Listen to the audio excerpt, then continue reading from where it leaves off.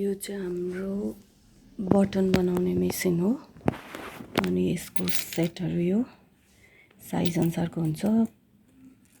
यसको चाहिँ जम्मा दुईटा सेट छ, ठुलो साइज र सानो साइज बनाउन मिल्ने। अब फर्स्टमा चाहिँ म यो मेसिनलाई कसरी सेट गर्ने भनेर देखाउँछु। यो चाहिँ हाम्रो सानो साइजको बटनको लागि हो। यसलाई चाहिँ फर्स्टमा हामीले यसरी यहाँ राखेर होल हुन्छ, यसलाई राखेर यसरी टाइट गर्ने। यो टाइट भइसकेपछि चाहिँ यहाँ स्प्रिङ हुन्छ, यसको यस्तो खालको सेट हुन्छ। यो यसलाई यहाँ यसरी स्प्रिङ हालेर यसलाई चाहिँ उल्टोपट्टिबाट यसरी यहाँ हाल्दिने। त्यसपछि यसको अर्को सेट हुन्छ, माथिबाट लगाउने।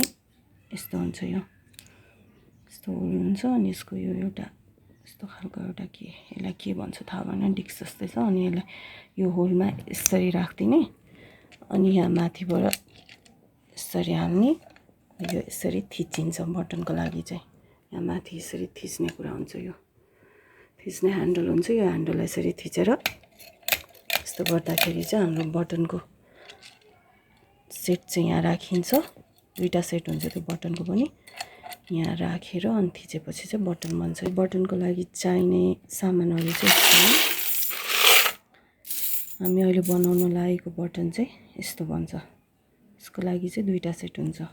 एउटा चाहिँ यो भयो, यसमा हामीले कपडा र्याप गरिदिने चाहिँ यो माथिल्लो भागको भयो। अनि यो चाहिँ तलपट्टिको स्टिच गर्ने होलवाला हुन्छ।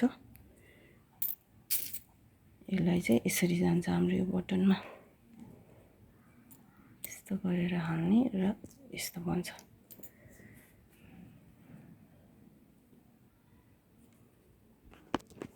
यो चाहिँ हाम्रो सानो साइजको सेट भयो। ठुलो साइजको यो साइजको लागि पनि हामीले सेम यस्तै नै साइजमा मात्र फरक हुने गरेर ठुलो खालको पाउँछौँ। यसको बनाइहरौँ हामी। यसलाई चाहिँ अब यसरी यो बटनलाई चाहिँ यहाँ कपडामा राखेर यसरी र्याप गर्ने फर्स्टमा। त्यसपछि चाहिँ धागोले राम्रोसँग यसरी टाइट हुने गरेर बाँधिदिने।